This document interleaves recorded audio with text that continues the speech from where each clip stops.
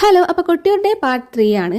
അപ്പോൾ പാർട്ട് 3 ഇനി 4 കൂടെ ഇടാൻ ചാൻസ് ഉണ്ടെന്നാണ് എനിക്ക് തോന്നുന്നത്. കാരണം കുറച്ചധികം വീഡിയോസ് ഉണ്ട്. ഞാൻ ഓൾറെഡി ഫസ്റ്റ് പാർട്ട് പറഞ്ഞിട്ടുണ്ടായിരുന്നു. അപ്പോൾ നിങ്ങൾ ഏതായാലും കണ്ട് സപ്പോർട്ട് ചെയ്യുന്നു വിശ്വസിക്കുന്നു. അത് മാത്രമല്ല, കഴിഞ്ഞ വീഡിയോയിൽ ഞാൻ പറഞ്ഞു നിർത്തിയത് നമ്മുടെ കുറി ഉണ്ടാക്കുന്നതിന് പറ്റിയിട്ടായിരുന്നു. നോർമലി ഇടുന്ന പോലെ തന്നെ യൂട്യൂബിലും ഇൻസ്റ്റയിലും ഒക്കെ എൻ്റെ വീഡിയോ ഞാൻ പോസ്റ്റ് ചെയ്തു. അതിൽ ഇൻസ്റ്റയിൽ എനിക്കൊരു 200K വ്യൂസ് ഒക്കെ കിട്ടിയിട്ടുണ്ടായിരുന്നു. അതുപോലെ തന്നെ യൂട്യൂബിലും ഒരു 30K വ്യൂസ് ഒക്കെ കിട്ടിയിട്ടുണ്ട്. പിന്നെ പറയാനാണെങ്കിൽ എല്ലാവരും യൂട്യൂബിലും ഇൻസ്റ്റയിലൊക്കെ വീഡിയോസ് ഒക്കെ പോസ്റ്റ് ചെയ്യുന്നത് റീച്ചും കാര്യങ്ങളൊക്കെ കിട്ടാൻ തന്നെയാണല്ലോ. എനിക്ക് ഈ ഫസ്റ്റ് ടൈമാണ് അത്ര റീച്ചൊക്കെ കിട്ടുന്നത്.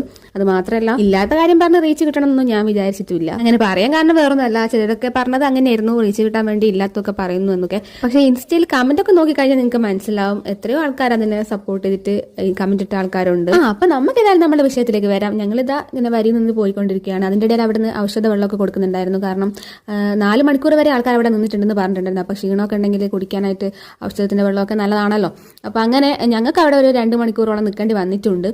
അക്കരെ കൊട്ടൂരിലേക്കാണ് പോകുന്നത് നിങ്ങൾക്ക് മനസ്സിലായിട്ടുണ്ടാവും. വേറൊരു കാര്യം പറയുകയാണെങ്കിൽ, ഞങ്ങൾ വണ്ടിയിൽ തന്നെയായിരുന്നു ചെരുപ്പ് വെച്ചത്. ഞങ്ങൾ ഒട്ടും ചെരുപ്പ് ചവിട്ടിയിട്ടില്ല എന്ന് പറയാം. അത് മാത്രമല്ല, ഫുൾ ചെളിയും കാര്യങ്ങളൊക്കെ ഉണ്ട്. അതിൻ്റെ കൂടെ തന്നെ അവിടെ ഒരു 2 മണിക്കൂറൊക്കെ നിന്നിട്ടും രാവിലെ ഒന്നും ഒരു തുള്ളി വെള്ളം പോലും കുടിച്ചിട്ടില്ല എന്ന് പറയാം.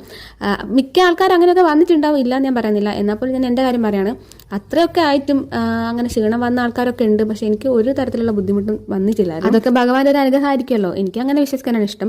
അതിലൊന്നും വേറെ ആർക്കും അഭിപ്രായം പറയേണ്ട ആവശ്യമില്ല. ചെരുപ്പിന്റെ കാര്യം ഞാൻ പ്രത്യേകം പറയാനുള്ള എൻ്റെ റീസൺ വേറൊന്നുമല്ല. പൊതുവേ ഞാൻ അങ്ങനെ ചെരുപ്പ് അയച്ചിട്ട് നടക്കുന്ന ഒരു വ്യക്തിയല്ല.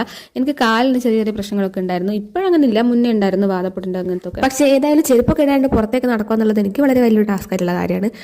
കഴിഞ്ഞ വീഡിയോയിൽ ഞാൻ കസിൻസിന്റെ കൂടെയൊക്കെ ഉള്ള ഒരു വീഡിയോ ഇട്ടിട്ടുണ്ടായിരുന്നു, ഡാൻസിന്റെ ഒക്കെ. ആ സമയത്ത് റോഡിലൂടെ ചെരുപ്പില്ലാതെയാണ് നടന്നത്. പക്ഷെ അന്ന് എനിക്ക് നൈറ്റ് വീട്ടിലെത്തിയതിനു ശേഷം അത്യാവശ്യം നല്ല പെയിനൊക്കെ ഉണ്ടായിരുന്നു. അപ്പോൾ പൊതുവേ ഞാൻ അങ്ങനെ ചെരുപ്പ് ചവിട്ടാതെ നടക്കാറില്ല എന്ന് പറയാം. അങ്ങനെ കൊട്ടൂരി പോയപ്പോൾ ഫുൾ ഡേ ചെരുപ്പിടാതെ നടന്നിട്ടും കാലിന് ഒരു ബുദ്ധിമുട്ടും ഉണ്ടായിട്ടില്ലായിരുന്നു. രാത്രിയാണെങ്കിലും എനിക്കൊരു കുഴപ്പമില്ലായിരുന്നു. അതൊക്കെ കൊണ്ടാണ് ഞാൻ ചെരുപ്പിന്റെ കാര്യം പ്രത്യേകം പറഞ്ഞത്.